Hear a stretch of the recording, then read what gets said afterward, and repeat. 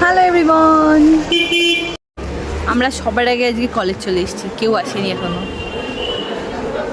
আমাদের একটা বন্ধু আসার নাম নেই। এখানে পিছনে পুজো হচ্ছে, এই সবে স্টার্ট হচ্ছে, এখনো দেরি আছে যদিও। আমি এসে গেছি আর দেব এসে গেছে। আজকে কোথায় মানুষ পাঞ্জাবি পরে বেরোবো, আজকেও শার্ট প্যান্ট এসব পরে বেরিয়েছে। লজ্জা লাগে না? নির্লজ্জ। আর বলছে আমায় কেমন লাগে তোমরা সবাই কমেন্টে জানিও তো, ভালো লাগছে কিনা।